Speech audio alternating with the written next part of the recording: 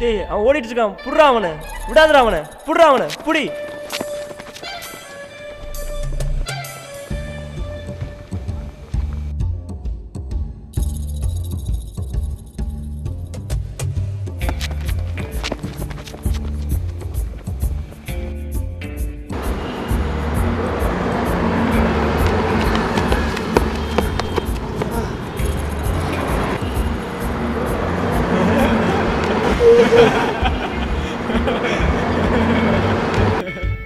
மச்சான், என்னடா இந்த பத்தில் ஒன்றுமே இல்லை, அதே கதை அதே காமெடி, ஏன் செம்ம மொக்கையாகுது மச்சான். ஏதோ புதுசாக எதுவுமே பண்ண மாட்டேங்கிறான். காலையில இருந்து வாட்ஸ்அப்ல நீதான் மச்சான் என்ன புதுசாக கதை எடுக்காம. அப்படியா? பார்க்கலாம், நம்ம கையில் ஒன்றும் இல்லை. மச்சி நாளைக்கு என்ன நாள் தெரியும்ல உங்களுக்கு? டிசம்பர் 31. டேய் நம்ம வெட்டிங் ஞாபகம் இருக்குல்ல? ஆமாம் இல்லை? நாளைக்கு பெட்டிங்கில் யார் தோக்குறாங்களோ அவங்க ஜெயிக்கிறவங்களுக்கு வருஷம் ஃபுல்லாக பர்ச்சேஸ் பண்ணணும். ஆ ஆ சரி வாடா கிளம்பலாம். டேய் பைக்குடா. அது ஊராம்பட்டுதுடா.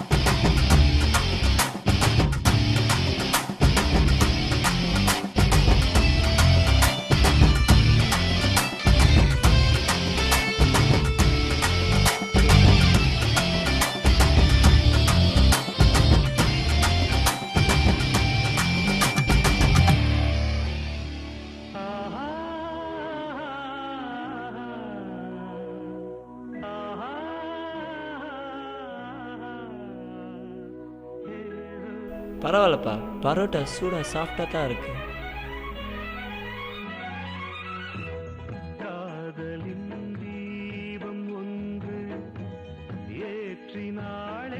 எங்கடா பரோட்டா? அதில் இப்போ சாப்பிட்டு முடிச்சாச்சு. போ 2 பரோட்டா கொண்டு வா போ. பைபிள் சாகல நேரத்துக்குள்ளே சாப்பிட்டானயா?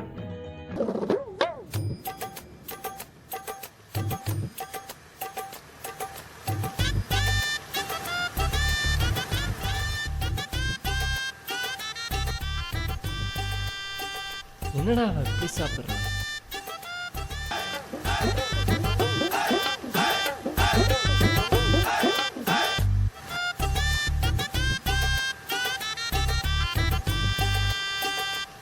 பரோட்டா எடுத்துன்னு வா சீக்கிரம்.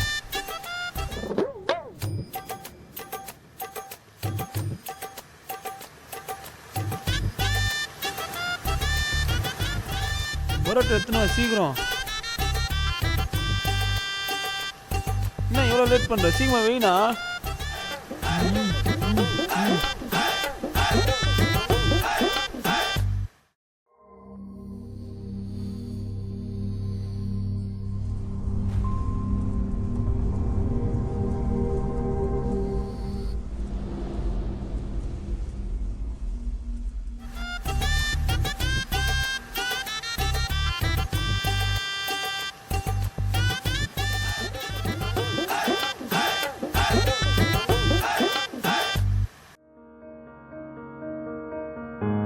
டேய் என்னடா அவன் நம்மளே பார்த்துட்டு இருக்கான்.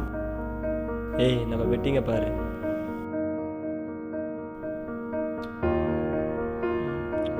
ஏய் அவன் நம்மள தான்டா பார்த்துட்டு இருக்கான். என்ன வாங்கி தரலாம்டா?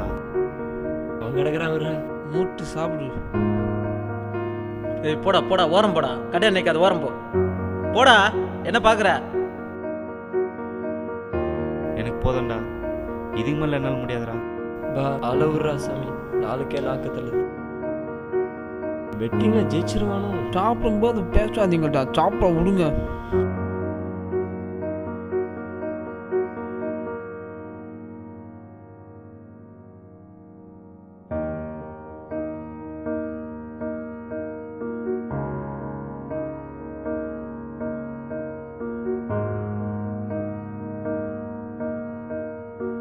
பரோட்டா சூப்பர்.